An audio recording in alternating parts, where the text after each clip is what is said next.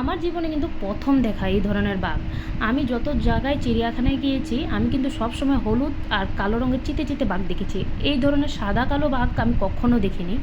এই বাঘের কিছু একটা কাহিনী ছিল, আমাদের গাইড যে ছিলেন তিনি বলেছিলেন যে যে প্রথম এই চিড়িয়াখানাটা শুরু করেছিল, নন্দনকানন চিড়িয়াখানাটা, তো ওই যে রাজাটা ছিল ওই দুইটা প্রজাতি বাঘকে নিয়ে এই চিড়িয়াখানাটা শুরু করেছিল, যেখানের মধ্যে এই সাদা বাঘ এই চিড়িয়াখানার বিখ্যাত একটা, যেরকম আমাদের আসামের একশিঙ্গি গন্ডার, ঠিক ওইখানে এই সাদা চিতাবাঘ, চিতাবাঘ না, বাঘ খুব বিখ্যাত।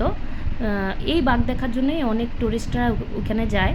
আর এই বাঘের বাচ্চাগুলোই যে অন্যান্য যে প্রদেশের যে চিড়িয়াখানাগুলো আছে এখানে ওরা বছরে আসে আদান প্রদান করে, নিজেদের পশু এখানে দিয়ে যায়, আর এখান থেকে সাদা বাঘের ছোট ছোট বাচ্চাগুলো নিয়ে যায়। যাই হোক, এই বাঘটা আমি দেখতে পেলাম। এই বাঘ দেখার জন্য আমি এত গরমে অনেক দূর রাস্তা হেঁটে গিয়ে এই বাঘটা দেখেছি।